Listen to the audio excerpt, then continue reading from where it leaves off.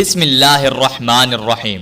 Islamic digital hub کو دیکھنے اور سننے والے معزز خواتین و حضرات، السلام علیکم۔ خواتین و حضرات، آج ہم بات کرنے والے ہیں ابلیس یعنی شیطان کے بارے میں۔ ابلیس کون تھا اور اس کی نسل کی ابتدا کہاں سے ہوئی؟ ہماری آج کی ویڈیو کا موضوع یہی ہے۔ اس بارے میں جاننے کے لیے آپ سب ناظرین سے میری درخواست ہے کہ اس ویڈیو کو آخر تک لازمی دیکھیں اور ہمارے YouTube channel Islamic digital hub کو ضرور سبسکرائب کریں، ساتھ میں لگے بیل کے آئیکن کو ضرور پریس کر دیں تاکہ آپ تک بھرپور اسلامی، تاریخی اور دنیا بھر کی معلوماتی ویڈیوز وقتاً فوقتاً پہنچتی رہے۔ تو چلیے اس ویڈیو کا آغاز کرتے ہیں۔ ابلیس کی نسل کی ابتدا جس جن سے ہوئی اس کا نام تارانوس کہا جاتا ہے۔ تارانوس ابلیس سے 1,44,000 سال قبل اس دنیا میں موجود تھا۔ تارانوس کی نسل تیزی سے بڑھتی کیونکہ ان پہ موت طاری نہیں ہوتی تھی اور نہ بیماری لگتی تھی۔ البتہ یہ چونکہ آتشی مخلوق تھی تو سرکشی بدرجہ اتم موجود تھی۔ اس جنوں کی نسل کو پہلی موت فرشتوں کے ہاتھوں پیدائش کے 36,000 سال بعد آئی، جس کی وجہ سرکشی تھی۔ یہاں پہلی بار موت کی ابتدا ہوئی، اس سے پہلے موت نہیں ہوتی تھی۔ بعد میں چلپانیس نامی ایک نیک جن کو جنات کی ہدایت کا ذمہ سونپا گیا اور وہی شاہ جنات قرار پائے۔ اس کے بعد ہاموس کو یہ ذمہ داری دی گئی۔ ہاموس کے دور میں ہی چلیپا اور تبلیس کی پیدائش ہوئی۔ یہ دونوں اپنے وقت کے بے حد بہادر جنات تھے اور ان کی قوم نے چلیپا کو شاشین کا لقب اس کے شیر کے جیسے سر کی وجہ سے دیا۔ ان دونوں جنات کی وجہ سے ساری قوم کہنے لگ گئی کہ ہمیں اس وقت تک کوئی نہیں ہرا سکتا جب تک شاشین اور تبلیس ہمارے درمیان موجود ہیں۔ ان دونوں کی وجہ سے قوم کے جنات آسمان تک رسائی کرنے لگے اور تیسرے آسمان پر جا کر شرارت کراتے تھے۔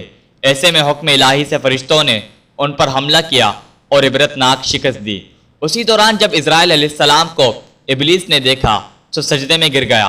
ابلیس شروع سے ہی ایک نڈر اور ذہین بچہ تھا۔ اس میں باپ کی بہادری اور ماں کی مکاری کوٹ کوٹ کر بھری ہوئی تھی۔ اس نے ملائکہ کے ساتھ جا کر توبہ کا باقاعدہ اعلان کیا اور پھر فرشتوں سے فیض علم حاصل کرنے لگا۔ علم حاصل کرنے اور ریاضت کا یہ عالم تھا کہ پہلے آسمان پہ عابد، پھر دوسرے آسمان پر زاہد، تیسرے آسمان پر بلال، چوتھے آسمان پر والی، پانچویں آسمان پر تقی اور چھٹے آسمان پر کبازان کے نام سے مشہور ہوا۔ یہ وہ وقت تھا جب یہ فرشتوں کو سکھاتا تھا۔ ساتویں آسمان پر ابلیس بقع نور میں رہا۔ ہفت افلاک کے سب ملائکہ کا معلم قرار دیا گیا۔ یہاں تک پہنچ کر ابلیس نے اپنی عاجزی اور ریاضت کی انتہا کر دی۔ کم و بیش ابلیس نے 14,000 سال عرش کا طواف کیا۔ یہاں اس نے فرشتوں میں استاد، سردار، عزازیل کے نام سے شہرت پائی۔ کم و بیش 30,000 سال مقربین فرشتوں کا استاد رہا۔ ابلیس کے درس و وعظ کی میعاد کم و بیش 20,000 سال ہے۔ فرشتوں کے ساتھ قیام کی مدت کم و بیش 80,000 سال ہے۔ ابلیس کا حکم ہوا کہ داروغہ جنت رضوان کی معاونت کرو اور اہل جنت فرشتوں کو اپنے علم و فضل سے بہرور کرو۔ یوں ابلیس کو جنت میں داخلے کا پروانہ مل گیا اور جنت میں بھی اپنے علم سے داروغہ جنت رضوان کو سیراب کیا اور یوں جنت رضوان کی کنجیاں ابلیس کے پاس رہیں۔ روایت کے مطابق ابلیس 40,000 سال تک یہ فرض خزانچے انجام دیتا رہا۔ یہی وہ مقام اعلیٰ ترین جنت رضوان ہی تھا جہاں ابلیس نے پہلی بار بادشاہت کے خواب دیکھنے شروع کیے۔ اس وقت ابلیس کے پاس ہفت اقلیم، افلاک، جنت و دوزخ سب کا اختیار تھا اور اس نے چپے چپے پہ سجدے کیے تھے، مگر یہاں پہ ابلیس عاجزی سے پہلی بار بھٹکا اور خود کو بادشاہ اور رب بن جانے کے خواب دیکھنا شروع کیے۔ کئی ملائکہ کے سامنے ربوبیت کی بابت بھی بات کی، مگر ملائکہ کے انکار کے سبب چپ ہو گیا اور یوں نظام چلتا رہا، مگر اس سب سے اللہ تعالیٰ کی ذات بے خبر نہ تھی۔ پھر آدم علیہ السلام کی تخلیق کا مرحلہ آیا۔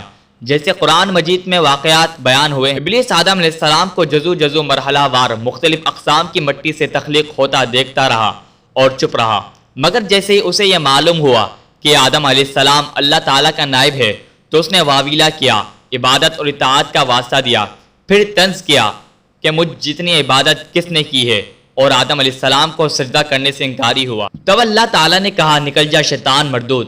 لعنتی قرار پانے کے بعد ابلیس نے اپنی عبادات اور ریاضت کا رب کریم سے عوض مانگا، جس پر اللہ تعالیٰ نے ابلیس کو ایک وقت معلوم تک مہلت فراہم کی، جس پر ابلیس نے اولاد آدم کو صراط مستقیم سے بھٹکا کر اپنے پیروکار بنانے کا دعویٰ کیا، جس پر رب کریم نے فرمایا کہ جو متقی اور پرہیزگار ہوں گے تو ان کو گمراہ نہیں کر پائے گا۔ ابلیس کے اس لعنتی کام میں اس کے 5 ساتھی ہیں۔ نمبر 1 صبر۔ اس کے اختیار میں مصیبتوں کا کاروبار ہے جس میں لوگ ہائے واویلا کرتے ہیں، گریبان پھاڑتے ہیں، منہ پہ تمانچے مارتے ہیں اور جاہلیت کے نعرے لگاتے ہیں۔ نمبر 2، آور، یہ لوگوں کو بدی کا مرتکب کرتا ہے اور بدی کو لوگوں پہ اچھا اور پسندیدہ کر کے دکھاتا ہے۔ نمبر 3، مصوت، یہ کذب، جھوٹ اور دروغ پہ معمور ہے جسے لوگ کان لگا کر سنیں۔ یہ انسانوں کی شکل اپنا کر ان سے ملتا ہے اور انہیں فساد برپا کرنے کی جھوٹی خبریں سناتا ہے۔ نمبر 4، داسم، یہ آدمی کے ساتھ گھر میں داخل ہوتا ہے اور گھر والوں کے عیب دکھاتا ہے اور آدمی کو گھر والوں پہ غضبناک کرتا ہے۔ نمبر 5، ذکی نیور، یہ بازاروں کا مختار ہے، بازاروں میں آ کر بددیانتی کے جھنڈے گاڑتا ہے، بازاروں میں برائیوں اور فحاشی پر ورغلاتا ہے۔ ابلیس کا آدم علیہ السلام کو سجدے سے انکار کا جذبہ حسد تھا کہ جس نے اسے مجبور کیا کہ میری جگہ آدم علیہ السلام کو کیوں ملی۔ یہ اس کا جذبہ تکبر اور غرور تھا کہ میں اعلیٰ ہوں، اور اس ایک سجدے کے انکار کی بات نہیں تھی، بات اطاعت سرکشی کی تھی، شرک کی تھی۔ ابلیس نے دل میں خود کو رب مان لیا تھا۔ اسی شرک عظیم کی بدولت ابلیس تا قیامت رسوا و لعنتی ٹھہرا اور اولاد آدم کو بھٹکانے کے لیے آزاد قرار پایا۔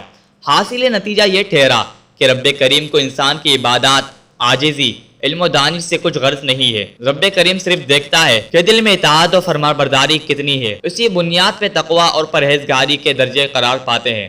اللہ تعالیٰ سے دعا ہے کہ وہ ہمیں اطاعت و فرمانبرداری والوں میں رکھے، آمین۔ معزز ناظرین، امید ہے آپ کو آج کی ویڈیو پسند آئی ہوگی۔